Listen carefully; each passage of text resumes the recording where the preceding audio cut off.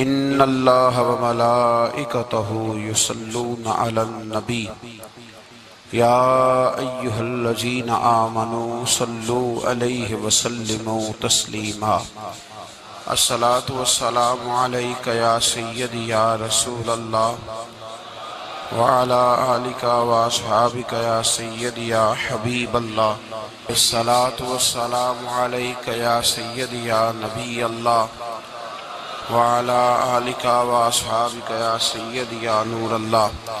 اللہم صلی علی سیدنا و مولانا محمد معدن الجود والکرم وآلہ وبارک وسلم۔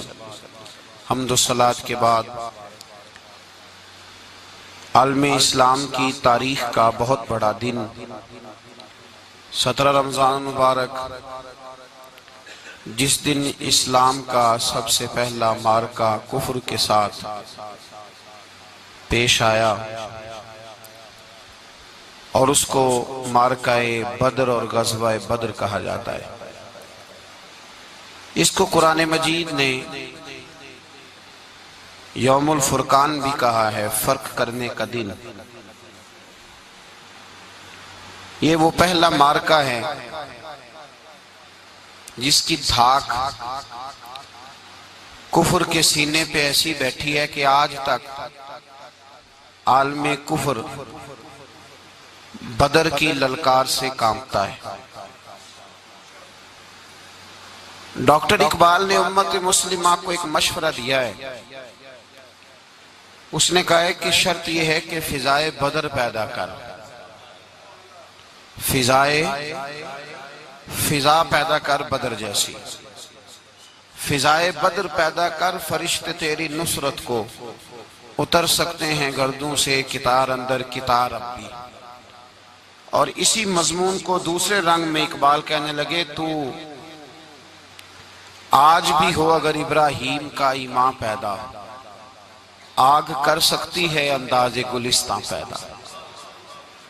عالم اسلام کو یوم الفرقان غزوہ بدر کی للکار یاد رکھنی چاہیے۔ ملت کے جوانوں کو بدر کا سبق اور بدر کا نصاب کبھی نہیں بھولنا چاہیے۔ ہمیں آج جو درس دیا جاتا ہے وہ درس فلسفہ ہے۔ جو پیغام کفر کے مقابلے میں ہمیں بتلایا جاتا ہے وہ پیغام ہے مصلحت کوشی کا، وقت گزاری کا۔ ابھی دیکھو غزوہ بدر کا پس منظر مسلمانوں کو یہ سبق دیتا ہے کہ جب فضا پیدا ہو جائے تو اللہ مدد کر دیا کرتا ہے۔ جب فضا پیدا ہو جائے تو پھر اللہ مدد فرماتا ہے۔ جب فضا پیدا ہو، جب مدد کی فضائی پیدا نہ ہو، قرآن مجید فرقان حمید سورہ آل عمران میں سے جو آیہ کریمہ میں نے تلاوت کی تو اس میں اللہ تعالیٰ نے بدر کا ذکر فرمایا ہے۔ فرمایا وَلَقَدْ نَصَرَكُمُ اللَّهُ بِبَدْرٍ وَأَنْتُمْ أَذِلَّةٌ، فرمایا تحقیق ہم نے بدر میں تمہاری مدد کی حالانکہ تم تو کمزور تھے۔ ہم نے بدر میں تمہاری مدد کی، تم تو کمزور تھے۔ میدان بدر کے اندر اللہ تبارک و تعالیٰ نے مدد فرمائی، نصرت فرمائی مسلمانوں کی، اور ایسی کامیابی دی کہ پورا کفر جو اس وقت موجود تھا وہ کانپنے لگا کہ مسلمانوں کے پاس اتنی قوت کہاں سے آ گئی، اتنی طاقت کہ یہ کس طرح مالک ہوئے۔ بغور سمجھیے گا بات کو، ذرا تھوڑا سا پس منظر سمجھ لیں۔ 15 سال تک اعلان نبوت کے بعد نبی پاک صلی اللہ علیہ وسلم نے کسی جنگ کی، کسی لڑائی کی اجازت نہیں دی، کسی قسم کی منع فرمایا، بلکہ فرمایا لکم دینکم ولی دین، تمہارا اپنا دین ہے ہمارا اپنا دین ہے، منع کر دیا گیا۔ مسلمان ہجرت کر کے آ گئے مکہ سے مدینہ، لیکن یہاں بھی قریش مکہ اور کفار مکہ نے عالم اسلام کو، مسلمانوں کو، نبی پاک صلی اللہ علیہ وسلم کو سکون سے بیٹھنے نہیں دیا، پریشان کرتے رہتے تھے۔ اور اس پریشانیوں میں سے ایک بڑی پریشانی جب تک آپ بات کے پس منظر کو نہیں سمجھیں گے آپ کو اصل مضمون سمجھ میں نہیں آئے گا۔ پریشان کرتے تھے مسلمانوں کو، مدینے آ کر پریشان کرتے۔ دنیا کا ایک مزاج ہے، جو آدمی اپنا دروازہ بند کر لیتا ہے لوگ اسے بزدل سمجھتے ہیں، حالانکہ بزدل اور صلح پسند میں فرق ہوتا ہے۔ بزدل اور ہوتا ہے، صلح پسند، کچھ لوگ صلح پسند ہوتے ہیں، لوگ انہیں بزدل کا طعنہ دیتے ہیں۔ تو جو آدمی دروازہ بند کر لیتا ہے نا یا تھوڑا سا احتیاط کرتا ہے تو لوگ سمجھتے ہیں کہ یہ بزدل ہے، کمزور ہے، میں نے ڈانٹا ہے تو بھاگ گیا ہے، حالانکہ ایسا نہیں ہوتا، وہ شخص صلح پسند ہوتا ہے۔ میرے رسول کریم سید عالم صلی اللہ علیہ وسلم کی ذات صلح پسند ہے۔ حضور علیہ السلام نے صلح کو اہمیت دی ہے، اور وَصُلْحُ خیر، صلح ہی بہتر ہے۔ انہی لفظوں کے ساتھ محبوب نے ہمیں تعلیم ارشاد فرمائی ہے، صلح کو درجہ دیا ہے۔ تو 15 سال تک کوئی لڑائی نہیں لڑی۔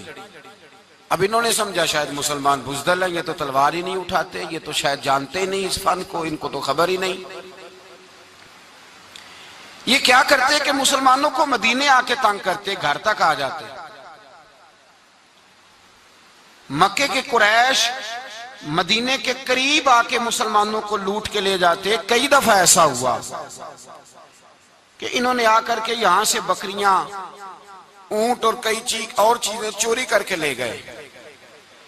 تو مسلمان پریشان رہنے لگے۔ اللہ پاک نے طاقت دے دی، قوت دے دی مسلمانوں کو۔ حضرت عمر فاروق جیسے لوگ کلمہ پڑھ گئے، حضرت امیر حمزہ جیسے لوگ آ گئے، حضرت ابو عبیدہ بن جراح جیسے لوگ آ گئے، حضرت سیدنا سعد بن ابی وقاص جیسے دلیر اللہ نے عالم اسلام کو عطا فرمائے۔ قوت آ گئی۔ حرِّض المؤمنین علی القتال، محبوب اختیار کرے مومنوں کو لڑائی کے لیے۔ ایک قافلہ آ رہا تھا، ابو سفیان مال لے کے ایک سفر پہ نکلا ہوا تھا، اس میں قریش کے سارے لوگوں کا مال تھا۔ اس زمانے میں بھی پارٹنر بن کے کاروبار ہوتا تھا، سارے مکے والے ایک بندے کوئی مال دے کے بھیج دیتے تھے، میرا بھی بیچ آنا، میرا بھی بیچ آنا۔ وہ سال کے بعد ایک ہی جاتا تھا، سارے جا کے۔ عرب کے جاہل معاشرے کے اندر بھی دھوکہ کرنا اور جھوٹ بولنا عیب سمجھا جاتا تھا، لوگ کسی کے پیسے پر نظر نہیں رکھتے۔ یہاں معاذ اللہ لوگ کلمہ پڑھ کے اس بات کا خیال نہیں رکھتے کہ مال کس کا ہے اور ہم کس طرح سے اسے استعمال کر رہے ہیں۔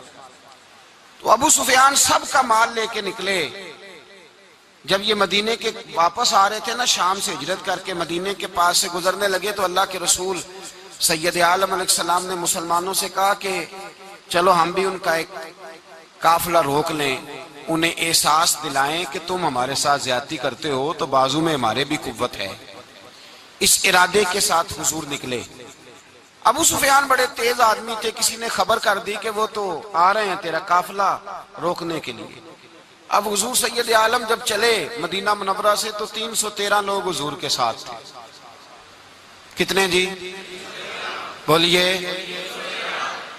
313۔ تحقیق یہ ہے کہ 312 تھے، حضرت عثمان غنی کو شامل کیا گیا بدریوں میں، لیکن حضور انہیں چھوڑ گئے تھے، اس لیے کہ ان کی زوجہ اور نبی پاک کی پیاری صاحبزادی بڑی علیل تھی، فرمایا تو میری بیٹی کے لیے رہ جا۔ تو 313 لوگ حضور لے کے نکلے، 6 زرہیں، 8 تلواریں، چند گھوڑے۔ خود رسول پاک صلی اللہ علیہ وسلم جس گھوڑے پہ تھے، گھوڑا ایک تھا، سواریاں 3 تھی۔ حضرت مولا علی بھی تھے، جناب زید بھی تھے، نبی پاک بھی تھے۔ فرمایا کبھی تو بیٹھے گا، کبھی علی بیٹھیں گے، کبھی زید بیٹھیں گے، کبھی میں بیٹھوں گا۔ جب حضور کی پیدل چلنے کی باری آتی تو حضرت زید عرض کرتے حضور نہیں آپ بیٹھ جائیں، میں پیدل چلتا ہوں۔ حضرت علی کہتے حضور آپ بیٹھ جائیں، میں پیدل چلتا ہوں۔ تو حضور فرماتے تمہیں ثواب کی زیادہ ضرورت ہے، مجھے بھی تو ضرورت ہے نا۔ تو رسول کائنات سید عالم صلی اللہ علیہ وسلم بھی پیدل چلتے، یہ تھوڑا سا سامان لے کے نکلے۔ ابو سفیان کو اطلاع ہو گئی کہ وہ تو آ رہے ہیں۔ ابو سفیان نے ایک آدمی کو دوڑایا۔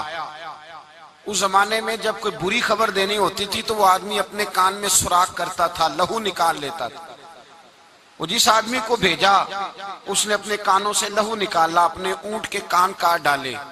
چیخے مارنے لگا، مکے والوں دوڑو، مسلمانوں نے تمہارا قافلہ لوٹ لیا ہے، بھاگو۔ اب وہ تو پہلے ہی دلیر تھے کہ یہ ہم سے چھپتے پھرتے ہیں شاید معاذ اللہ۔ انہوں نے کیا کیا کہ 1000 کا لشکر، ہر آدمی کے پاس گھوڑا، ہر آدمی کے پاس تلوار، نیزہ، سارے عتبہ، عتیبہ، شیبہ، ابو البختری، امیہ بن خلف، ابو جہل، سارے کٹھے ہو کے آئے اور نکلے میدان بدر کی جانب۔ ادھر ابو سفیان اس آدمی کو بھیج کے تو دریا کے رستہ ہی بدل گیا، مدینے کے رستے آیا ہی نہیں، خود بچ گیا۔ اور جب بچ کے نکلا نا تو اس نے ایک آدمی بھیجا کہ قافلہ محفوظ ہو گیا ہے، تم لوگ فکر نہ کرو۔ اس نے جا کے پیغام دیا ابو جہل کو کہ ابو سفیان کہتا ہے میں بچ گیا ہوں، مجھے کوئی خطرہ نہیں، اب تم لوگ کسی قسم کی تکلیف نہ کرو، تکلف نہ کرو، واپس چلے جاؤ۔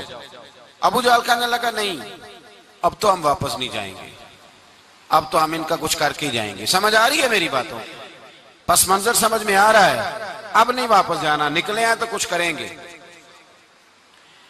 اب جب میدان کے اندر آنے کے لیے تیاری ہو رہی ہے، ادھر سے پتہ چل گیا، نبی پاک صلی اللہ علیہ وسلم کو اطلاع ہوئی کہ ابو سفیان تو اپنا لشکر بچا کے، قافلہ بچا کے لے گئے، لیکن قریش بضد ہیں آنے کے لیے۔ نبی پاک صلی اللہ علیہ وسلم نے ایک جگہ پہ تمام مسلمانوں کو جمع کیا۔ یہ بات قابل غور ہے۔ حضور نے فرمایا بھی 1000 کا لشکر اسلحے سے لیس ہو کے آ رہا ہے، تم 313 ہو، تمہارا ارادہ کیا ہے؟ نہ تمہارے پاس زرہیں ہیں، نہ تلواریں ہیں، نہ تمہارے پاس نیزہ ہے، نہ تیر ہے، کیا کرنا ہے؟ صحابہ کرام علیہم رضوان فرماتے ہیں جب نبی پاک صلی اللہ تعالی علیہ وسلم نے مشورہ لیا نا تو سب سے پہلے جو شخصیت اٹھی وہ حضرت ابوبکر صدیق کی ذات تھی۔ جناب صدیق اکبر اٹھے، عرض کرنے لگے محبوبہ بات ہی کوئی نہیں، آپ حکم کریں، ہم تو بڑی دیر سے تیار بیٹھے۔ حضرت عمر کہنے لگے حضور میں تو تھک گیا ہوں انتظار کر کر کے۔ اور شیر خدا مولا کائنات علی المرتضیٰ رضی اللہ تعالیٰ عنہ کہنے لگے محبوبہ زنگ لگ گیا میری تلوار کو، زنگ لگ گیا، کوئی موقع ملے دیواریں ہلتی رہتی ہیں اور در کانپ جاتا ہے، علی کا نام سن کے اب بھی خیبر کانپ جاتا ہے۔ فرمایا حضور زنگ لگ گیا، مہربانی کریں، جلدی کریں، ہم تو تیار بیٹھے۔ حضور نے پھر توجہ کی، نبی پاک صلی اللہ تعالیٰ علیہ وسلم نے پھر توجہ کی، تو یہ تو سارے وہ بول رہے ہیں جو میرے ساتھ مکے سے آئے ہوئے ہیں، مدینے والے بھی تو بولے نا۔ تو مدینے والوں میں سے حضرت مقداد اٹھے، حضرت مقداد رضی اللہ تعالیٰ عنہ، اور اٹھ کے عرض کرنے لگے یا رسول اللہ آپ کا اشارہ ہماری جانب ہے؟ حضور نے فرمایا ہاں تمہاری جانب ہے۔ تو کیا خوبصورت جواب ہے، اور کیا انداز تکلم ہے، اور کیا گفتگو میں حسن ہے، اور کیا پس منظر ہے، اور کیا دلیل ہے، اور کیا تاریخ کا مطالعہ ہے۔ حضرت مقداد کہنے لگے یا رسول اللہ ہم کوئی حضرت موسیٰ علیہ السلام کی قوم نہیں کہ آپ سے کہیں گے آپ لڑے یا آپ کا خدا لڑے۔ یا رسول اللہ ہم خشکیوں میں بھی لڑیں گے، دریاؤں میں بھی لڑیں گے، ہم خشکیوں دشت تو دشت ہیں، صحرا بھی نہ چھوڑے ہم نے، اور بحر ظلمات میں دوڑا دیے گھوڑے ہم نے۔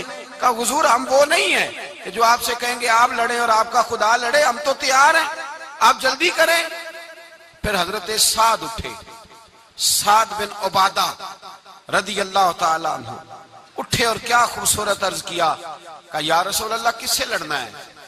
حضور بولیے ذرا یا رسول اللہ۔ حضور نے فرمایا قریش مکہ سے۔ تو صحابی کا وجد دیکھیے گا، انداز دیکھیے گا، کہنے لگے حضور سنا ہے جن نظر نہیں آتے، دیو نظر نہیں آتے، سنا ہے دکھائی نہیں دیتے، محبوبہ آپ حکم کرے میں تو جنوں سے بھی لڑنے کے لیے تیار ہوں، میں تو ان دیکھی جگہوں پہ تلواریں چلا جاؤں گا، نبی کا حکم ہو تو کود جائیں ہم سمندر میں، جہاں کو محو کر دے نعرہ اللہ اکبر میں۔ یا رسول اللہ حکم کریں کس سے لڑنا ہے؟ میرے نبی پاک خوش ہو گئے، حضور خوش ہوئے، چہرے پہ مسکراہٹ دوڑی، فرمایا تم پر کوئی غلبہ پا ہی نہیں سکتا۔ فرمایا چلو اب اٹھو چلیں، نہ تلواریں ہیں، نہ گھوڑے ہیں، نہ کوئی شے ہے، نہ پاس اسلحہ ہے، نہ کوئی بظاہر طاقت ہے۔ حضور اٹھے تو ایک ننھا مجاہد حضرت سعد بن ابی وقاص کے چھوٹے بھائی عمیر بن ابی وقاص قد چھوٹا، حضور نے فرمایا سعد چلے عمیر رہ جائے، سعد چلے اور عمیر یہ چھوٹے ہیں۔ حضرت سعد کہتے ہیں میری عمر ابھی اس وقت تھوڑی تھی، میں 16-17 سال کا جوان تھا، تو بھائی اس سے بھی چھوٹے تھے، فرمایا تو رہ جا۔ اللہ اکبر۔ تو کہتے ہیں دیکھو عمر دیکھو، اور منانے کا انداز کیا ہے، جا رہے ہیں جہاد کے لیے، تو بچہ رو نہیں پڑتا گھر میں۔ حضرت عمیر رونے لگے، کہنے لگے نہیں نہیں میں نے بھی جانا ہے۔ رونا کہاں جانا ہے بھائی؟ کوئی کھیلنے جا رہے ہیں، کوئی کھیلنے جا رہے ہیں، سیر کو جا رہے ہیں، کوئی جو ہے وہ کسی تفریح کے لیے نکل رہے ہیں، نہیں میں نے بھی جانا ہے۔ حضور نے فرمایا بیٹے تلواروں کی چھاؤں میں جا رہے ہیں، وہاں گرجدار آوازیں ہوں گی، وہاں سینے کٹیں گے، گردنوں پہ ضرب لگے گی۔ تو حضرت عمیر بن ابی وقاص نے نا اپنی ایڑیاں اٹھا لی، پنجوں کے بل کھڑے ہو گئے، کہنے لگے سونیا میں گردن کٹانے کو تیار ہوں۔ تو حضور نے فرمایا تیرا بڑا بھائی چلا جو ہے۔ حضرت عمیر کہنے لگے حضور قد میں بڑا ہے، طاقت میں نہیں بڑا، قد میں بڑا ہے طاقت میں۔ کہا یہ قد میں بڑا ہے، جسامت میں بڑا ہے، طاقت میں نہیں بڑا۔ حضور نے فرمایا کیسے پتا چلے گا؟ کہا حضور کشتی کرا لیں، کشتی کرا لیں۔ چشم فلک نے عجیب نظارے دیکھے، محبوبہ کشتی کرا لیں۔ حضور نے فرمایا کرو کشتی، کرا لیتے ہیں، کرو کشتی۔ کشتی شروع ہوئی تو سبحان اللہ کیسی عجیب اور منفرد کشتی ہے۔ حضرت سعد بن ابی وقاص رضی اللہ تعالیٰ عنہ کہتے ہیں میرا بھائی پہلوان کشتی سے پہلے گلے ملتے ہیں نا، تو کہتے ہیں گلے ملنے آئے تو حضرت عمیر میرے کان میں کہنے لگے تیرا تو نمبر لگ ہی گیا ہے، اور محبوب جسے قبول کر لے پھر اسے درگزر، اسے رد نہیں کرتے، تیرا تو لگ گیا ہے، تو یار چل تھوڑی دیر کے لیے گر جا بھائی، جو ہوا چل تھوڑی دیر کے لیے گر جا، میں بھی سلیکٹ ہو جاؤں گا، تیرا کیا بگڑے گا۔ قربان جائیں امام زرقانی کہتے ہیں نبی پاک کی آنکھوں میں آنسو آ گئے، حضور نے بات سنی تو رو پڑے، فرمایا ہم پر بھی کوئی غلبہ پا سکتا ہے؟ جس قوم کے 14 سال کے بچے لڑنے کو تیار ہوں انہیں کوئی گرا سکتا ہے؟ تو فضائے بدر پیدا کر، فرشتے تیری نصرت کو اتر سکتے ہیں گردوں سے، کتار اندر کتار۔ اب بھی تھوڑی دیر کے لیے بھائی آپس میں لڑے، گتھم گتھا ہوئے، پھر بڑا گر گیا، چھوٹا پشت سینے پہ سوار ہو گیا۔ میرے رسول پاک نے فرمایا چلو بھئی تمہارا دونوں کا جانا ہی مقبول ہو گیا ہے، چلو۔ یہ انداز تھا نہتے 313 بشر شوق شہادت میں۔ نہتے اس کو کہتے ہیں جس کے پاس اسلحہ نہ ہو۔ نہتے 313 بشر شوق شہادت میں نکل آئے تھے میدان میں محمد کی قیادت میں، نہ تیگ و تیر پہ تکیا، نہ خنجر پر نہ بھالے پر، بھروسہ ہے تو ایک سادی سی کالی کملی والے پر، بھروسہ ہے تو ایک سادی سی کالی، زیادہ مہنگی بھی نہیں، سادی سی کالی کملی والے پر، بھروسہ ہے تو ایک سادی سی کالی کملی والے پر۔ میرے مصطفیٰ کریم علیہ السلام کا لشکر میدان کی جانب، ادھر کفار جوش و خروش سے طے پایا رستے میں۔ ابو جہل نے کہا کہ روز ایک سردار اونٹ ذبح کرے گا، گانے گانے والی عورتیں گانے گائیں گی، بدر کی فضا دیکھ لیں، گانے والی گانے گائیں گی، روز ایک اونٹ ذبح ہوگا، شراب کے دور چلیں گے معاذ اللہ، اور مسلمانوں کے خلاف جوش پیدا کیا جائے گا۔ ادھر کھانے کے لیے شے کوئی نہیں، کوئی طاقت نہیں، تو یہاں کیا ہوگا؟ میرے حبیب نے فرمایا راتوں کو سجدے کریں گے، دن کو اٹھ کے اللہ اکبر کے نعرے لگائیں گے۔ یہاں عبادتیں ہیں، ریاضتیں۔ میرے رسول کریم سید عالم صلی اللہ تعالیٰ علیہ وآلہ وسلم سے پہلے کفار پہنچ گئے، انہوں نے پہنچ کر بدر کے میدان میں قبضہ کیا، جہاں کنویں تھے سب پہ قبضہ کر لیا، جو زمین خشک تھی ریتلی تھی وہ چھوڑ دی، اور جو زمین ہموار تھی اس پہ قبضہ کر لیا۔ جب نبی پاک صلی اللہ علیہ وسلم تشریف لے کر کے گئے تو ریتلی زمین، تپتی ہوئے صحرا، 17 رمضان کا دن، صحابہ نے روزے رکھے ہوئے صحابہ نے کیا کیا ہوا ہے؟ کیا کرنے گئے؟ پکی گل لے تو یہ بولے تھوڑے ہو نا، میں کہ شاید کچھ حق ہوئے۔ کیا کرنے گئے تھے؟ روزہ رکھ کے۔ اللہ خیر ہی کرے، ہمارے یہاں تو روز نیا بہانا ہوتا ہے، کہتے میں کام تے جانا، میرا تو نہیں نہ بنتا، روز نیا بہانا ہے، کہتے نہیں میں تو مزدور آدمی ہوں۔ کس طرح کی بات کرتے ہو؟ اللہ نے فرض کیا ہے تو اس کا مطلب ہے کہ گزارا ہو سکتا ہے، چل سکتا ہے، تبھی تو فرض کیا ہے۔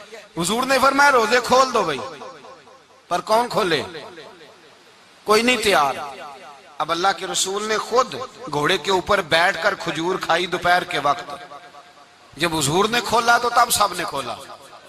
17 رمضان نبی پاک صلی اللہ علیہ وسلم کے آنے سے پہلے انہوں نے کنووں پہ بھی قبضہ کر لیا، ہموار زمین، حضور آئے تو ریتلی زمین ملی، وہیں صحابہ نے ڈیرے لگائے، اب پانی کوئی نہیں، کوئی شے نہیں، تپتا ہوا صحرا، اوپر سے سورج گرمی برسا رہا ہے۔ حفیظ جلندری کہتے ہیں کہ زمین دعا مانگنے لگ گئی، زمین دعا مانگنے لگی، زمین کہنے لگی خدا بندہ مہربانی فرما، تیرے رسول آئے ہیں تو اب ذرا مجھے ٹھنڈا نہیں کر دیتا۔ حفیظ جلندری کا نظریہ ہے، وہ کہتے ہیں زمین دعا مانگنے لگی، زمین کہنے لگی مولا تیرے حبیب کے قدم جب میری اس خاک پہ آئے، الہی حکم دے سورج کو اب نہ آگ برسائے۔ زمین کہتی ہے تیرے حبیب کے قدم جب میری اس خاک پہ آئے، الہی حکم دے سورج کو اب نہ آگ برسائے۔ میرے دامن سے گر ان کو ہوائے گرم آئے گی تو مجھ کو رحمت للعالمین سے شرم آئے گی۔ میرے دامن سے گر ان کو ہوائے گرم آئے گی تو مجھ کو رحمت للعالمین سے، زمین کہنے لگی مجھے شرم آئے گی کہ محبوب آئے ہیں اور میں یا اللہ مہربانی کر۔ حفیظ جلندری ویسے تو حضور کی دعا، صحابہ کی دعا سب کی بات ہے، وہ کہتے ہیں زمین نے دعا مانگی، جب دعا مانگی تو اللہ نے بارش عطا کر دی۔ حضور نے فرمایا لو بھی حوض بنا لو، پانی بھر لو۔ صحابہ کہتے ہیں چھوٹے چھوٹے حوض بنا لیے، پانی ہم نے ان کے اندر جمع کر لیا، جانوروں کو پلایا، خود بھی ہم نے وہ پانی رکھا وضو کے لیے، غسل کے لیے۔ فرماتے ہیں اب ریتلی زمین تھی تو سمجھ لیں بارش پڑنے سے پکی ہو گئی، ان کی جانب کیچڑ ہو گیا، پانی ختم ہو گیا، کافروں کی طرف ختم ہو گیا۔ یہاں حالات اس طرح کے ہیں کہ یہاں پانی جمع ہے، وہاں ختم ہوا، اور تاریخ کا عجیب حوالہ دیکھیں، حضور کو شہید کرنے آئے، 2 کافر رات کو چپکے سے اس حوض سے پانی پی رہے تھے جو مسلمانوں کا حوض ہے۔ ایک صحابی کہنے لگے حضور کافر پانی پی رہے ہیں، ہمارے حوض سے ماروں؟ حضور نے فرمایا نہیں، کافر ہوئے تو کیا ہوا، مخلوق تو ہے نا اللہ کی، پینے دو، پینے دو، ہمارے دروازہ رحمت سے کوئی خالی جا سکتا؟ ایسا کی تیری خیر تیرے میں کدے کی خیر، ایسی پلا کہ جس کا نشہ عمر بھر رہے، اور پلا کے گرانا تو سب کو آتا ہے، مزہ تو تب ہے کہ گرتوں کو تھام لے ساکی۔ کہا نہیں، پینے دو انہیں۔ میرے رسول کریم سید عالم صلی اللہ علیہ وسلم نے میدان بدر میں پڑاؤ کیا، کافر ساری رات دندناتے رہے، شور کرتے رہے۔ جاسوسی کا ایک معیار ہوتا تھا، اب تو فوجوں کی وردی ہوتی ہے، پہچانے جاتے ہیں فوجی کس ملک کے ہیں، کس علاقے کے ہیں، کس جگہ سے ان کا تعلق ہے۔ اس زمانے میں کوئی وردی نہیں ہوتی تھی، ہر قبیلے کا آدمی ہوتا تھا تو لوگ گھس جاتے تھے، جاسوسی آسان ہوتی۔ آئے رات کا وقت ہے تو کچھ جاسوس بھیجے ابو جہل نے، کہا پتہ کر کے آؤ بندے کتنے، اسلحہ کتنا ہے، جوان کتنے، بوڑھے کتنے، ان کا انداز کیا ہے، سارا معلومات کر کے آؤ، کفر کی جو معلومات ہیں اس پر ذرا غور کریں۔ اب وہ شخص آیا، جا کے ابو جہل سے کہنے لگا 313 ہیں، 6 زر ہیں اور 8 تلواریں، کوئی کھانے پینے کا سامان نہیں، اور کچھ بچے بھی ہیں، کچھ بوڑھے بھی ہیں، عمیر بن ابی وقاص بھی ہیں، ابو عبیدہ بن جراح جیسے بوڑھے بھی ہیں، کچھ لمبا چوڑا انتظام کوئی نہیں۔ ابو جہل بڑا کھل کھلا کے ہنسا، جاسوس واپس آئے نا تو کھل کھلا کے ہنسا، کہنے لگا اس طرح کرو کہ جنگ کرنے کی ضرورت نہیں، انہیں نا صبح سب کو گھوڑوں کی پشتوں پہ باندھ کے نا تو لے چلتے ہیں مکے، وہاں جا کے دیکھیں گے ان کا کیا کرنا ہے، ان کو باندھ لو گھوڑوں کی اونٹوں کی پشتوں پر تو وہاں جا کے دیکھیں گے۔ جب یہ بات کی تو جاسوس کہنے لگا ٹھہر جا، پوری بات تو سن لے، میری پوری سن تو لے، تبصرہ تو نے شروع کر دی ہے۔ اس نے کہا چل سنا پوری۔ اس نے کہا ہے 313 پر سارے سر پہ کفن باندھ کے آئے ہوئے ہیں، 313 پر بچے سے لے کر بوڑھے تک، میں جس کو پاس بھی گیا ہوں وہ مصلی پہ بیٹھا ہے اور شہادت کی دعا مانگ رہا ہے. مصلی پہ شہادت ہے مطلوب مقصود مومن، نہ مال غنیمت نہ کشور کشائی ہے تھوڑے، پر آئے مرنے ہیں، جان دینے آئے ہیں، واپس جانے کا ارادہ کوئی نہیں کسی کا بھی. آئے سارے حضور کے نام پر قربان ہونے. ابو جہل ساری رات شراب پیتا رہا. مغویہ گانے گانے والی عورتیں ساری رات گانے گاتی رہیں. اور ادھر انداز بڑا نرالا ہے. حضرت ابو بکر صدیق رضی اللہ تعالیٰ عنہ فرماتے ہیں کہ صحابہ نے مشورہ کیا کہ نبی پاک صلی اللہ تعالیٰ علیہ وسلم کی طرف سب سے پہلے توجہ کریں گے کافر. حضور کے لیے کسی محفوظ جگہ کا بندوبست کیا جائے. ایک چھپر، ایک عریش، ایک جھونپڑی پہاڑ کے اوپر بنا دی گئی حضور کے لیے. مولا علی شیر خدا خود فرماتے ہیں، کہتے ہیں سب سے مشکل کام اس جھونپڑی کی حفاظت کرنا تھا، اس چھپر کی عریش کی جس میں حضور تھے. جب نبی پاک نے فرمایا نا میرا پہرا کون دے گا، تو کہتے ہیں ابو بکر صدیق تلوار لے کے کھڑے ہو گئے، کہنے لگے سونیا ضرورت ہی کوئی نہیں، میں جو حاضر ہوں. تو حضرت علی فرمایا کرتے تھے بتاؤ جو فرعون کے سامنے کھڑے ہوئے وہ زیادہ دلیر تھے یا ابو جہل کے سامنے جو کھڑے ہوئے دلیر ہیں؟ تو حضرت ابو بکر صدیق فرماتے میں پہرے پہ تھا. کافر شرابیں پی رہے تھے اور نبی پاک ساری رات عبادت کرتے رہے. ساری رات حضور نے رو کے گزار دی. کہا اے اللہ، کیا لفظوں میں حسن ہے، کہ اے اللہ میرے پاس یہ 313 کل تھے میں لے کے آ گیا ہوں، اگر آج یہ ختم ہو گئے تو بتا قیامت تک کون تیری عبادت کرے گا. اے اللہ یہ 313 ہی تھے جو میں لے آیا، مہربانی فرما. ساری رات دعا ہوتی رہی. ساری رات حضور دعا کرتے رہے.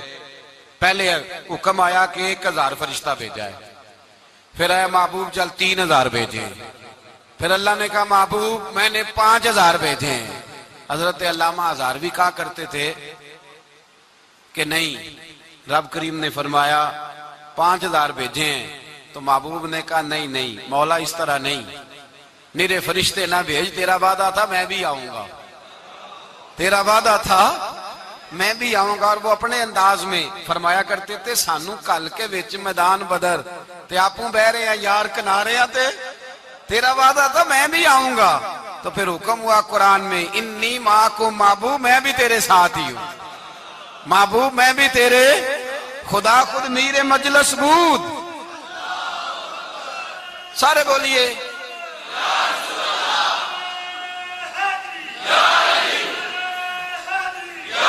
بھئی آج تو دن ہے نا نعرے لگانے کا، یوم البدر منا رہے ہیں، تو آج تو ٹھنڈا ٹھنڈا نعرہ نہ لگائیں. میں نے اپیل کی تھی کہ نعرہ تحقیق بھی لگایا کریں.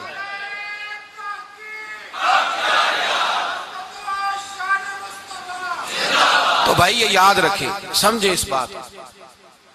فرمایا حضرت ابو بکر صدیق فرماتے ہیں پہلے 1000 پھر 3000 پھر 5000 فرشتے آئے اور جوک در جوک فرشتے آئے. کہتے ہیں سرکار ساری رات روتے رہے. ساری رات تیرے صرف اسلحے سے ہی اللہ کی مدد نہیں آئے گی. تو نے ایٹم بم بنا لیا اور توفیق عید کی نماز کی بھی نہیں، اس سے تھوڑی مدد آئے گی.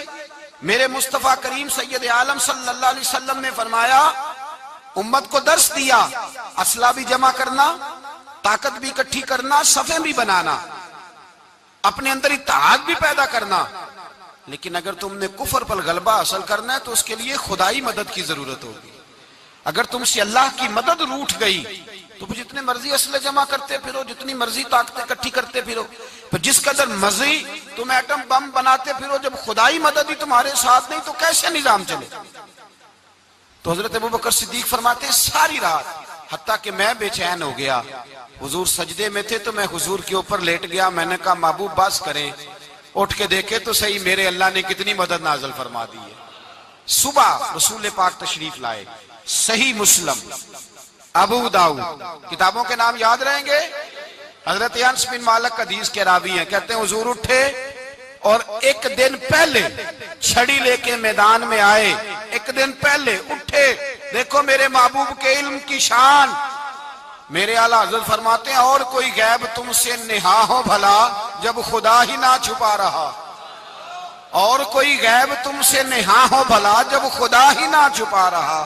تم پر کروڑوں درود. اور ہمارے ایک شیخ تھے علامہ تحسین رضا صاحب رحمۃ اللہ علیہ، ان کا بڑا خوبصورت شعر ہے. وہ فرمایا کرتے تھے علم غیب رسول کے منکر اس حقیقت کو بھول جاتے ہیں، غیب مانا کہ راز ہے لیکن راز اپنوں سے کب چھپاتے ہیں، راز مانا غیب مانا کہ راز ہے لیکن راز اپنوں سے کب چھپاتے ہیں۔ ایک دن پہلے حضور میدان میں آئے، صحیح مسلم کی حدیث، اور محبوب پاک صلی اللہ علیہ وسلم کی دست مبارک میں چھڑی ہے۔ حضرت انس کہتے ہیں حضور میدان میں آئے اور حضور نے لکیر کھینچی، فرمایا کل یہاں ابو جال مرے گا۔ کب مرے گا؟ یہاں مرے گا۔ فرمایا یہاں عتبہ مرے گا، یہاں عتبہ مرے گا، یہاں ولید مرے گا۔ حضرت انس فرماتے ہیں میری لکیروں پہ نظر تھی، لوگ جنگ لڑتے رہے، میں لکیریں دیکھتا رہا۔ اللہ کی عزت کی قسم جہاں حضور نے چھڑی رکھی تھی، جو مرا وہیں آ کے مرا ہے، جو مرا ہے وہیں آ کے، جو دن کو کہہ دیا دن ہے تو دن نکل آیا، جو شب کو کہہ دیا شب ہے تو رات ہو کے رہی۔ خدا نے ان کی زبان کو وہ اختیار دیا، جو نکلی منہ سے ان کے وہ بات ہو کے رہی۔ فرمایا جہاں حضور نے چھڑی رکھی تھی، جو مرا ہے وہیں آ کے مرا ہے میرے رسول کریم سید عالم صلی اللہ تعالی علیہ وسلم نے اگلے دن صبح اٹھ کے صف بندی بنوائی۔ حضور نے اپنے ہاتھ کے اندر چھڑی لے لی، فرمایا چلو ابھی صفیں سیدھی کرو۔ کیا کرو؟ کرانی چاہیے نا صفیں سیدھی، ہمیں کر بھی لینی چاہیے نا۔ حضور نے فرمایا تم صفیں سیدھی کرو، اللہ تمہارے دل سیدھے کر دے گا۔ تو یہاں سیدھے کرانے والے ہوتے ہیں، کرنے والا۔ اور میرے نبی پاک صلی اللہ علیہ وسلم نے فرمایا جب تم نماز کے لیے صفیں سیدھی کرتے ہو تو رب تو تمہیں دیکھ کے مسکراتا ہے، جو اس کی شان کے لائق ہے۔ حضور صفیں سیدھی کرا رہے تھے۔ حضرت سواد انصاری ایک صحابی تھے، تو پیٹ ان کا بڑا تھا۔ حضور نے چھڑی رکھی، فرمایا پیچھے ہٹ تھوڑا سا، بڑا پیٹ تھا۔ چھڑی لگائی نہ تو کہنے لگے حضور کیوں ماری ہے چھڑی آپ نے مجھے؟ نبی پاک صلی اللہ علیہ وسلم نے فرمایا چل ناراض نہ ہو، بدلہ لے لے۔ کہنے لگے لائیں دے بدلہ۔ حضور نے چھڑی پکڑائی تو کہنے لگے کپڑا ہٹائیں۔ حضور نے کپڑا ہٹایا تو جسم اقدس چومنے لگے، کہنے لگے محبوبہ پتہ نہیں تھوڑی دیر کے بعد کیا بننا ہے۔ میں نے کہا جاتی جاتے بوسے ہی لے لوں حضور، بوسے ہی لے لوں جاتے جاتے مصطفیٰ کریم۔ اور یہ واقعات کئی صحابہ کے، حضرت عکاشہ بن محسن کا بھی ہے اور بھی کئی لوگوں کا۔ میرے رسول پاک علیہ السلام میدان بدر میں، بدر کی فضا عرض کر رہا ہوں، دو صحابی تھے، ایک کا نام حضرت حذیفہ بن یمان اور ایک کا نام حضرت حسیل۔ یہ دو صحابی ہیں رسول پاک صلی اللہ علیہ وسلم۔ یہ کہیں سے آ رہے تھے واپس، ابو جال کی ملاقات ہو گئی۔ جنگ میں جا رہے ہو، اپنے نبی کے لیے آئے ہو، مدد کرو گے؟ انہوں نے کہا نہیں ہم تو ویسے ہی آ رہے تھے۔ ابو جال نے کہا اگر ویسے ہی آ رہے تھے تو ٹھیک ہے جاؤ، وعدہ کرتے ہو لڑو گے تو نہیں؟ کہا نہیں لڑیں گے۔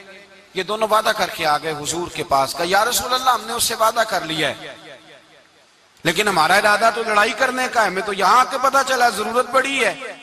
تو نبی پاک صلی اللہ علیہ وسلم نے فرمایا تم نے وعدہ کر لیا اب تم نہیں لڑو گے۔ کہا یا رسول اللہ کافر سے وعدہ کیا ہے۔ میرے نبی پاک نے فرمایا کیا تو مومن نے ہے نا۔ کس نے کیا ہے؟ اللہ اکبر۔ کوئی وعدوں کی پاسداری نہیں کرتا۔ میدان بدر میں جہاں ایک ایک فرد کی ضرورت ہے، ایک ایک فرد کی، وہاں رسول پاک نے فرمایا مومن نے وعدہ کیا ہے لہٰذا ہم دو مجاہد کاٹتے، فرمایا تم بیٹھ جاؤ تم نہیں لڑو گے۔ اب دونوں لشکر آمنے سامنے ہوئے، آمنے سامنے۔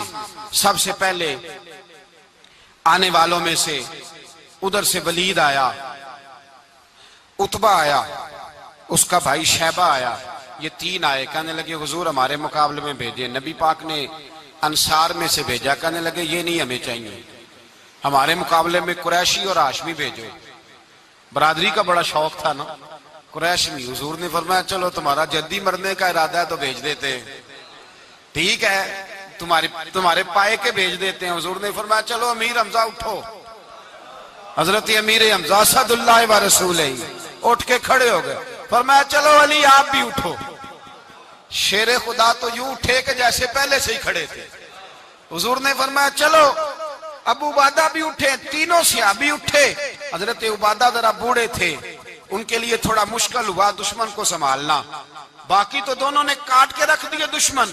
اور حضرت علی رضی اللہ تعالیٰ عنہ نے دیکھا نا جناب عبادہ ذرا زخمی ہو گئے، دشمن ان کا بھاری ہو رہا تو دوڑے گئے، مارا حضرت عبادہ کا دشمن بھی مارا، اور جناب ابو عبادہ کو کندھوں پہ اٹھا کے در رسول پہ لے گئے۔ کہنے لگے سونیا یا رسول اللہ آپ کے دشمن میں مار آیا ہوں، غلام بچا کے لے آیا ہوں، یہ میں لے آیا ہوں آپ کی، یہ شان ہے حضرت علی شیر خدا کرم اللہ۔ اب جنگ کا نکارہ بجا، کہاں 1000؟ ایک مورخ کہنے لگا نہیں پورا 1000 نہیں تھا، 950 تھا۔ میں کہا چل تو 900 کر لے یار، اس میں کون سی حرج والی بات ہے، پھر بھی 900 اور 300 کا کیا مقابلہ۔ اور پھر اسلحے سے لیس 1000 کا لشکر، میرے رسول کائنات سرور عالم صلی اللہ علیہ وسلم جب جنگ چھڑی، امیہ بن خلف بڑا مارتا تھا حضرت بلال کو، جناب بلال کے قابو ہی آ گیا، حضرت بلال کے قابو آ گئے، کہنے لگا معافی مل جائے گی، معافی مل جائے گی، معافی مل جائے گی، دوڑنے لگا۔ حضرت عبد الرحمن بن عوف کہنے لگے بلال جب کوئی معافی مانگے تو دے دینی چاہیے، فرمایا سب کو دینی ہے، اس ظالم کو نہیں دینی۔ پکڑ کے مارا جناب سیدنا بلال حبشی رضی اللہ تعالیٰ، پکڑ کے مارا، فرمایا مجھے بڑی سزائیں دیتا تھا۔ اس امت کا فرعون ابو جہل نے ساری زندگی ستایا ہے، 2 چھوٹے چھوٹے بچے معوذ اور معاذ، اور ان کی عمریں 17 سال سے کم بتائی جاتی ہیں، اور حسین لفظ ہیں۔ حضرت عبد الرحمن بن عوف کہتے ہیں دونوں میرے پاس آئے، اور ایک روایت میں یوں بھی انداز ہے، کہتے ہیں ایک بھائی کا قد چھوٹا تھا، تلوار اونچی تھی اس سے، اور آئے، اور یہ لفظ ہیں تاریخ میں محفوظ، آئے آ کے کہنے لگے عبد الرحمن سے چچا ابو جہل کدھر ہے؟ تو میں نے کہا تم نے کیا کرنا ہے؟ ان کا جواب پتہ کیا ہے؟ یہ نہیں کہا کہ دین کا دشمن ہے، یہ نہیں کہا بڑا ظالم ہے اس لیے مارنا ہے، کہا تم کیا کرو گے؟ تو جواب وہ شاہ نامہ اسلام نے اپنے لفظوں میں بیان کیا، کہنے لگے مریں گے۔ زیادہ یہی ہے نا کہ ہم کمزور ہیں، پوچھنے کا سٹائل یہ تھا کہ تم بچے ہو، تم نے کیا کرنا ہے؟ تو پتہ ان کا جواب کیا ہے؟ حفیظ جلندری کہتے ہیں وہ کہنے لگے مریں گے یا ماریں گے ناری کو، سنا ہے گالیاں دیتا ہے وہ محبوب باری کو صلی اللہ علیہ وسلم، کہنے لگے ہمارے نبی کو معاذ اللہ برا کہتا ہے، چھوڑیں گے نہیں، جانا ضرور ہے، اگر اسے مار نہ سکے تو مار کے تو آ جائیں گے نا، جانا ضرور ہے۔ تو کہتے ہیں ہم نے اشارہ کیا، میں نے کہا وہ گھوڑے پہ جا رہا ہے وہ دیکھو، کہتے ہیں بس چھلانگے لگاتے دوڑے، بھاگے گئے، ایک نے اچھل کے تلوار ماری، دوسرے نے بھی گرایا، تیسرے نے بھی زخمی کیا۔ ابو جہل نے تلوار ماری تو ایک بھائی کا بازو کٹ گیا، بازو کٹ گیا تو ہلکا سا گوشت لٹک رہا تھا، اس نے پیر رکھ کے گوشت بھی جدا کر دیا اور کاٹا ابو جہل کو۔ جب نیچے گرا تو اب عبداللہ ابن مسعود آئے، دیکھا کچھ جان باقی ہے، رسی جل گئی، بال نہیں گئے۔ حضرت عبداللہ ابن مسعود جب گلا کاٹنے لگے تو کہنے لگا ذرا نا گردن نیچے سے رکھ کے کاٹنا، گردن ذرا نیچے رکھ کے کاٹنا۔ فرمایا کیوں؟ کہنے لگا ذرا سردار ہوں، گردنوں میں پڑی گردن میری اونچی نظر آنی چاہیے، رسی جل گئی پر بال، کہنے لگا ایسا نہ ہو غلاموں میں پڑی ہو تو چودھری کی گردن لہدہ ہی نہ نظر آئے، ذرا نیچے سے رکھ کے کاٹنا۔ حضرت عبداللہ ابن مسعود رضی اللہ تعالیٰ انہوں نے گردن کو کاٹ ڈالا۔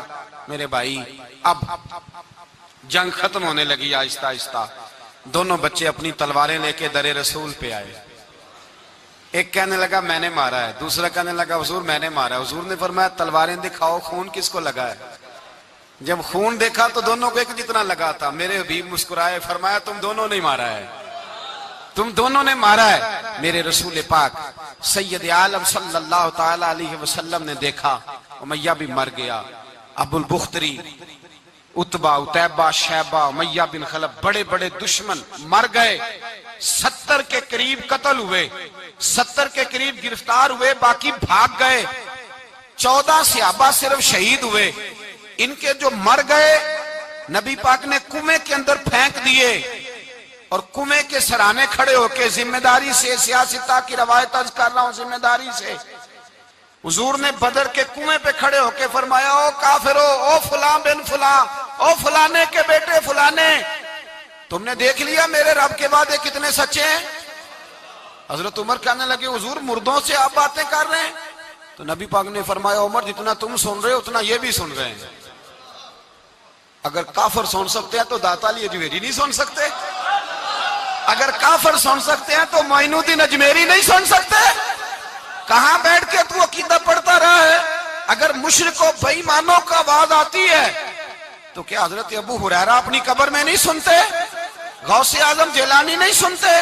میرے اعلیٰ حضرت کا عقیدہ ہے، وہ فرماتے ہیں واللہ وہ سن لیں گے، اور فریاد کو پہنچیں گے ہم. اتنا تو ہو کوئی فریاد کرے دل سے, اتنا تو ہو کوئی فریاد کرے دل سے. اور اگر کافر اور بے ایمان کنویں میں گرا سن سکتا ہے تو کیا آمنہ کا لال اپنے مزار میں نہیں سن سکتے؟ کہاں سے لوگ عقیدہ لے آتے ہیں؟ میرے نبی پاک نے فرمایا سنتے ہیں. سلام دیتے ہو جب قبرستان جاتے ہو؟ کیا کہتے ہو؟ سلام کس کو کہا جاتا ہے؟ اس کو کہا جاتا ہے جو وعلیکم السلام کہے.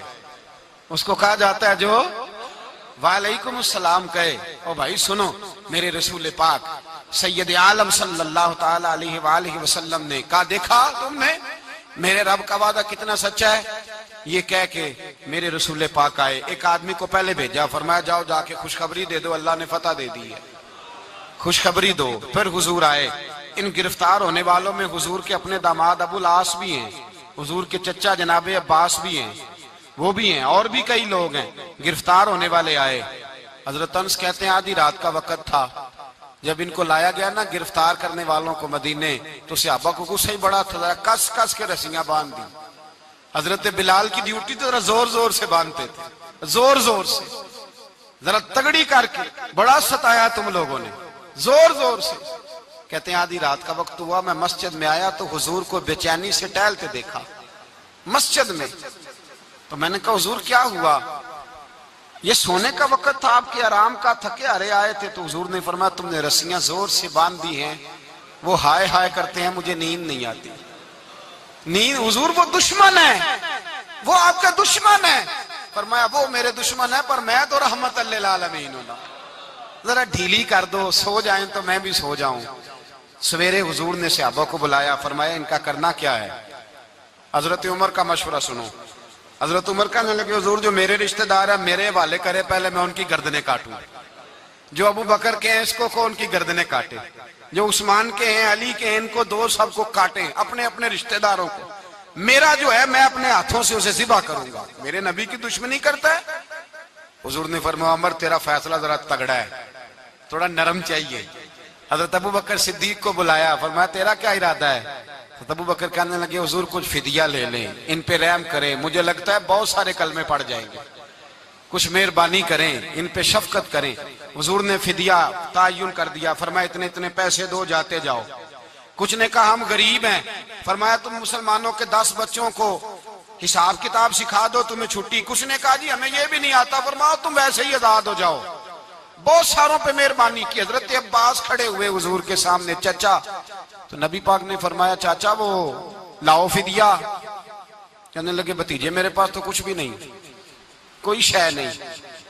تو حضور نے فرمایا چاچا وہ جس دن تم آ رہے تھے کمرہ کا دروازہ اندر سے بند کر کے اتنی بڑی سونے کی اینٹ میری چاچی کو دی تھی, کہا اگر میں بچ کے آ گیا تو ٹھیک ہے, نہ آیا تو تمہارے لیے کافی ہوگی, وہ کدھر ہے؟ خیال آیا. حضرت عباس کانپنے لگے. یہ سن کر حضرت عباس پر راشا ہوا تاری کہ پیغمبر تو رکھتا ہے دلوں کی بھی خبرداری.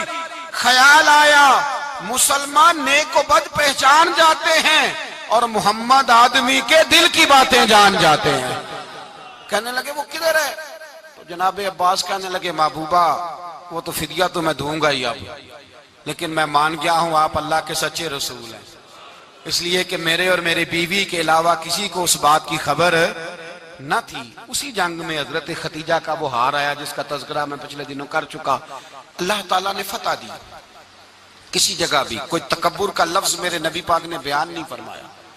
کسی جگہ حضور نے یہ نہیں کہا کہ ہم بڑے دانائی سے لڑے, ہم بڑے دلیر تھے, ہماری صف بندی بڑی سیانی تھی. یہی فرمایا وَلَقَدْ نَصَرَكُمُ اللَّهُ بِبَدْرٍ, اللہ نے ہماری مدد کی, اللہ نے ہماری. میری اور آپ کی زندگی میں جہاں نقص واقع ہوتا ہے نا, وہاں ہم کامیابیاں اپنے کھاتے میں ڈالنے لگتے ہیں تو فضائے بدر پیدا نہیں ہوتی.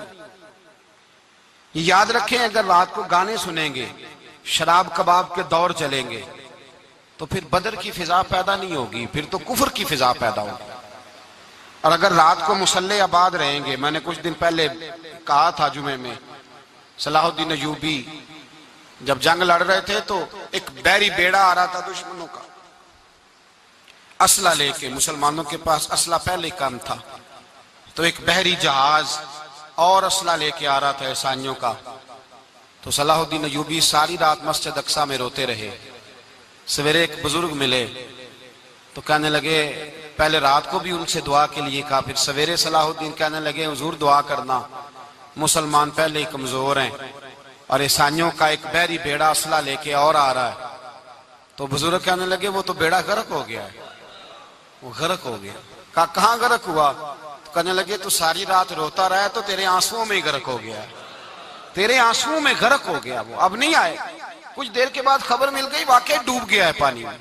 بھائی جب تو اللہ کو منا لیتا ہے، جب رب کی مدد تیرے آتا ہے، یاد رکھنا زندگی میں کہیں بھی آپ لڑ رہے ہیں، کسی محاذ پر بھی اگر حق آپ کے ساتھ ہے تو پھر اللہ کی مدد آپ کے ساتھ، اور اگر حق آپ کے ساتھ نہیں تو پھر جتنے مرضی ہیلے بہانے کر لیں، وکیل مہنگا کر لیں، جج خرید لیں، پھر آپ دنیا کی ساری سیاست لڑا رہے ہیں. جب حق آپ کے ساتھ نہیں تو پھر رب کی مدد آپ کے ساتھ. آج شام کے اندر روز قتل ہوتا ہے، برما کے مسلمانوں پر زمین تنگ ہے، کشمیر میں اتنا خون بہہ چکا ہے کہ اب شاید کشمیر کی وادی خون پیتی بھی نہیں، اتنا خون بہہ گیا ہے. فلسطین قبلہ اول مسلمانوں کا مسجد اقصی یہودی کے قبضے میں ہے. مسلمان اپنی اپنی اپنی اپنی، اور ظلم کی بات یہ ہے، ظلم کی بات کہ ہم توحید کا اعلان کرنے والے، توحید کے ٹھیکیدار بننے والے، سلوٹ کرنے پہ آتے ہیں تو عیسائیوں کو بلا کے کرتے ہیں، یہودیوں کو بلا کے کرتے ہیں. میرے بھائی مسلمان کے پاس اسلحہ بھی ہے، پیسہ بھی ہے، دولت بھی ہے، ہر قسم کا ذخیرہ ہے. ضرورت یہ ہے کہ اسے خدا کی مدد نصیب ہو جائے. اللہ کی مدد جب تھی تو اسلحے کی ضرورت نہ تھی. جب تک خدا کی فضائے بدر پیدا کریں، فضائے بدر پیدا کریں. اگر حق آپ کے ساتھ ہے، اندر خلوص ہے اور آپ لڑ اللہ کے دین کے لیے رہے ہیں، ذاتی اگر نام و نمود ہے، خواہشات ہیں، ذاتی آپ کے مفادات ہیں، تو پھر بڑی جلدی یہ سفر ناکامیوں کا سفر ہو جاتا ہے.